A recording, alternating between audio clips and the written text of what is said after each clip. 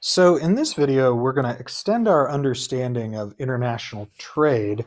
And in the last video, we talked about the idea of balance of payments accounts and inflows and outflows and the circular flow model of international trade.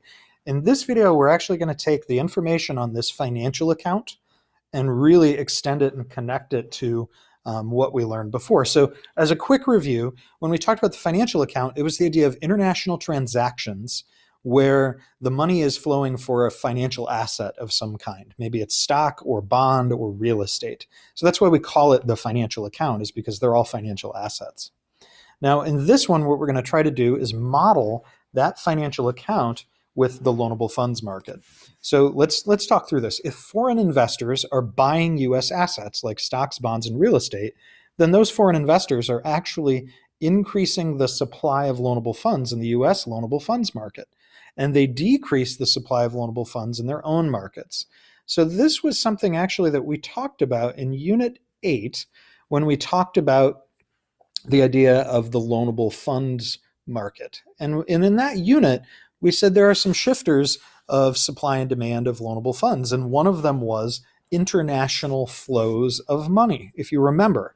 And so let's do an example here. If Europeans purchase US real estate stocks and bonds, what we're going to do is draw two graphs, one for the EU and one for the United States. And so here we've got two graphs, both for the loanable funds market. So we got to do QLF and the real interest rate for both of these, QLF and the real interest rate. And what we would find is we draw our demand curves for these.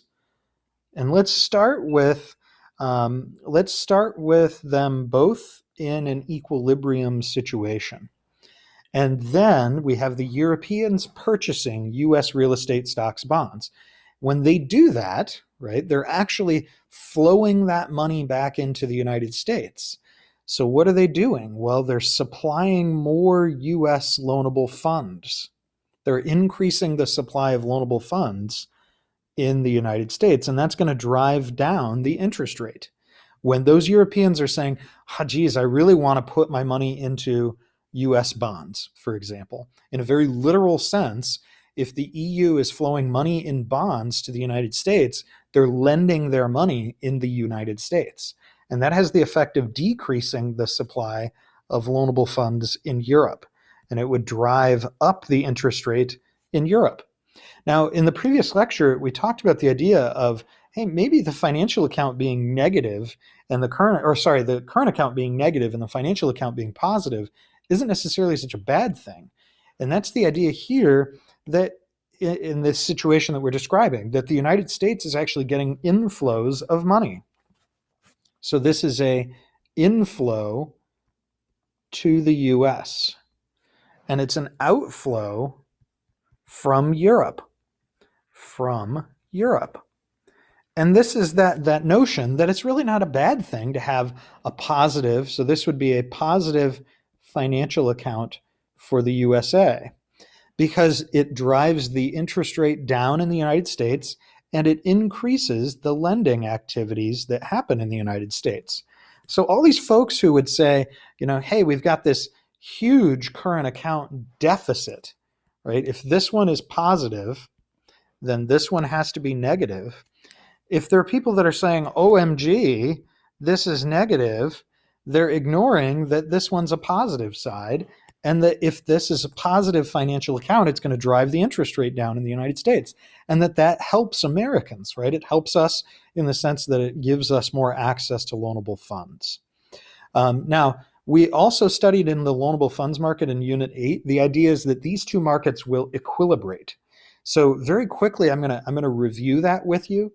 It's the idea that if you started instead, and I know this is a very small picture here, but if you started instead with a very low interest rate in the United States and a very high interest rate in Europe, right? So I know this is, like I said, a little hard to see, that actually the supply of loanable funds, right, for the United States, the US would flow its money over to Europe.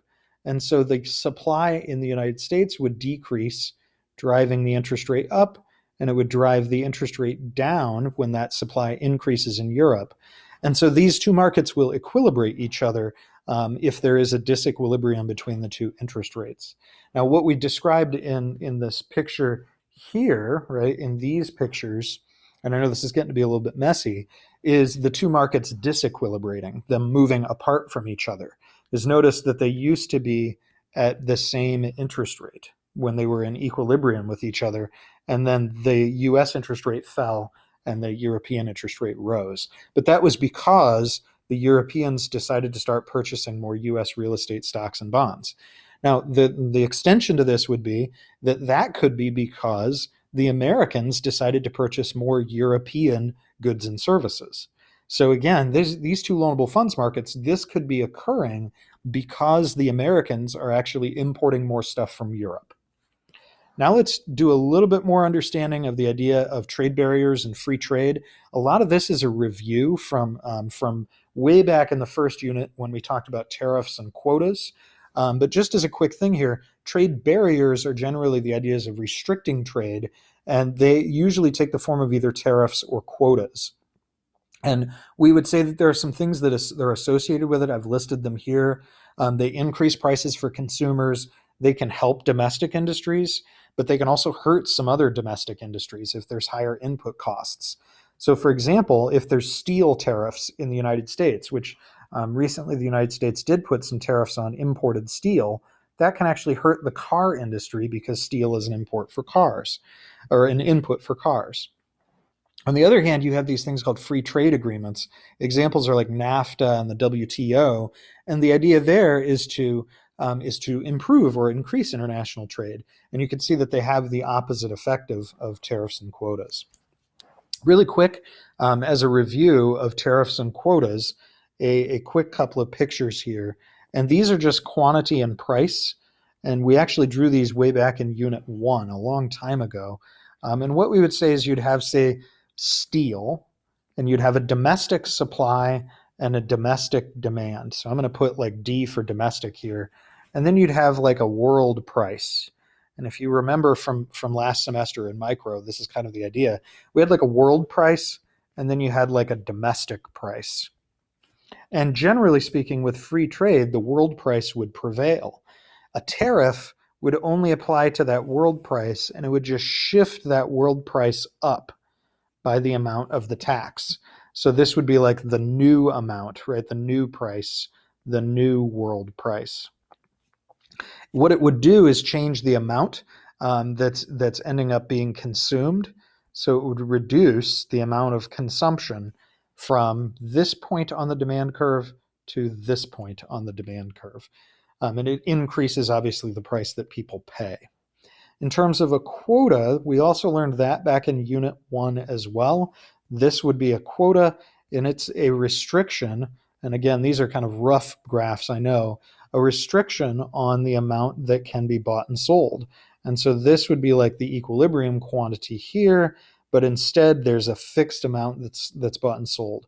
The price that people pay would be way up here on the demand curve with a quota.